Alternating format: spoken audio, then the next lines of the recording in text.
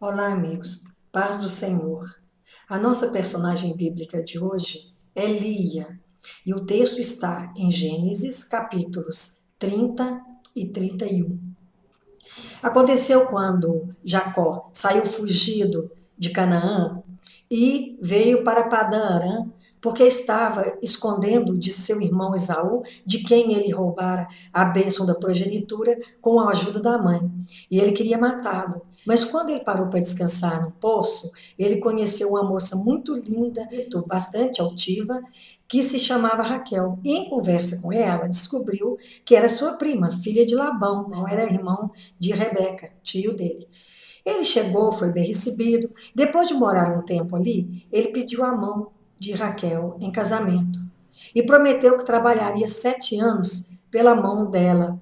E achou que foi muito rápido o tempo, de tão apaixonado que ele era. Ali também vivia sua irmã Lia. Lia não tinha beleza nenhuma, tanto que a Bíblia fala que ela tinha olhos tenros. Não se sabe se eram olhos meigos, se eram olhos claros, se eram vesgos. Não ficou bem certo, mas a verdade é que não tinha nenhuma beleza nela e ela tinha uma vida muito discreta. Vencidos os 7 anos combinados, Labão Organizou a festa do casamento com muita fartura, muita bebida, muita comida. Foi uma festa e tanto. Só que na manhã seguinte, quando Jacó acordou, quem estava do seu lado era Lia. E ele teve uma decepção muito grande. E ele esbravejou, procurou o tio e perguntou a razão daquilo. E ele disse que naquelas paragens a filha mais nova não poderia casar antes da mais velha, só que ele não tinha falado nada disso na época do trato. E prometeu trabalhar mais 7 anos pela mão de Raquel. Só que depois que teve todos os dias de comemoração, depois dos 7 dias, ele entregou Raquel. Ele não era de confiança e ele explorou muito a Jacó, mas para ter definitivamente a mão de Raquel, ele aceitou e achou que estava tudo bem. Quando Deus viu o sofrimento de Lia, porque Lia tinha olhos para Deus, ele fechou a madre de Raquel e abriu a madre de Lia.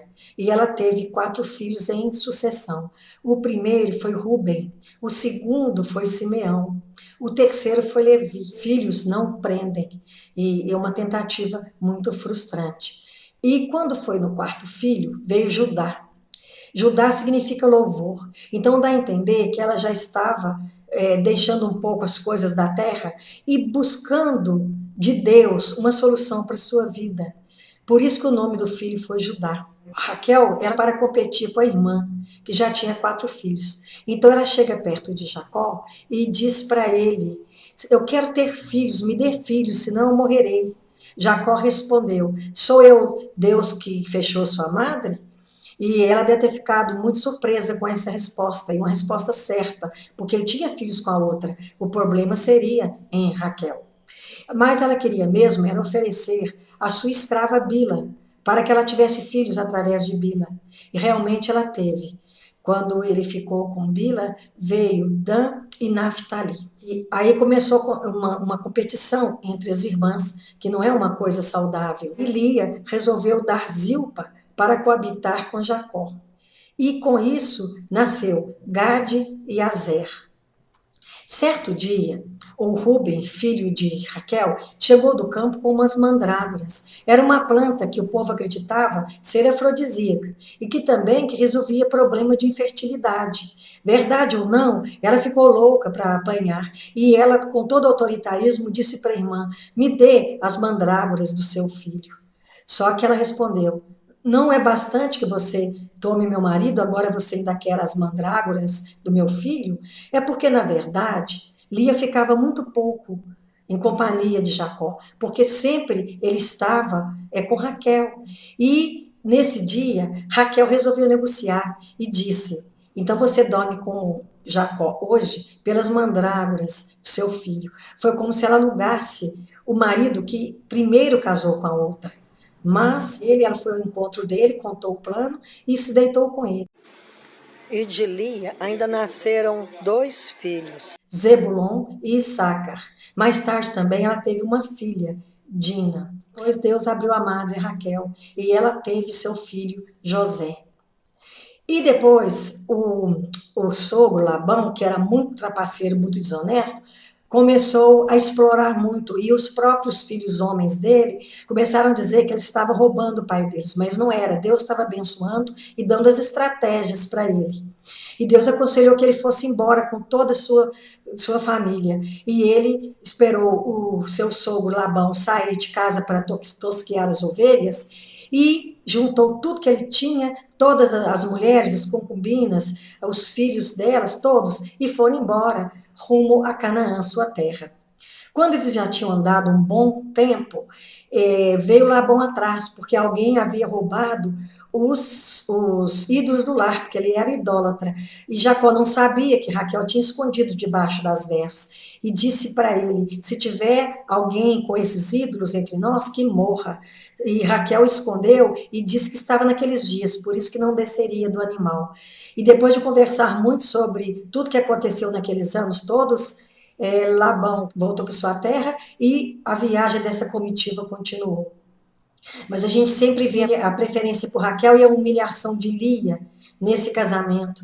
Por isso que é difícil a bigamia, a poligamia, porque nunca deu certo e nem dá agora certo nessa família. Jacó ficou sabendo que Esaú vinha ao seu encalço e ele temeu pela vida dele e de sua família, mas ele fez o seguinte, deixou as escravas na frente com os filhos, em seguida colocou Lia com seus filhos e mais atrás na comitiva foi o grupo onde estava Raquel e seu filho José. Eu penso que Lia sofreu pensando que a vida dela não era tão importante, mas na verdade Deus sempre estava com ela. E nesse meio tempo Raquel engravidou e teve um filho, e ela morreu nesse parto. E pouco antes de morrer, ela deu o nome do menino, seria Benoni, que significa filho da tristeza. O Jacó resolveu chamá-lo Benjamim, que significa filho da esperança. E dá para perceber que Jacó já tinha mudado a sua visão. Ele estava agora com uma visão de futuro, deixando tudo para trás. Só Raquel não deixava para trás os ídolos de seu pai, porque não havia motivo para que ela trouxesse esses ídolos. Inclusive, Lia nem pensou nisso, ela também olhava para frente. E ele teve um tempo de vida junto com Lia, porque a outra esposa preferida já havia falecido. Eu tenho para mim que ele reconheceu algum valor nela, porque quando Raquel morreu, ele enterrou perto de Belém, colocou um monumento para sinalizar o lugar. Quando morreu Lia, ele fez questão de colocá-la lá no túmulo, em Maquipela, no túmulo dos seus ancestrais, dos patriarcas. E finalmente ele também veio descansar ali junto de Lia, não junto de Raquel. Então, até depois de morta, Deus honrou. E a descendência de Lia é tão importante para a história do povo de Deus que de Judá veio Davi, que era um homem segundo o coração de Deus. De Judá também veio Jesus, o Salvador de toda a humanidade. Também de Levi vieram os levitas, que era um povo separado para Deus, que não tinha herança, que a sua herança era o Senhor. E também de Levi veio Moisés. E o povo que José, filho de Raquel, levou para o Egito e que acabou sendo escravos, eles voltaram por Moisés, que era da descendência de Levi. Então Deus honrou Lia, porque Deus honra os que são relegados ao último plano, aqueles que não são muito amados. Lia não conseguiu o amor de Jacó como ela queria, mas ela conseguiu o amor de Deus de maneira especial.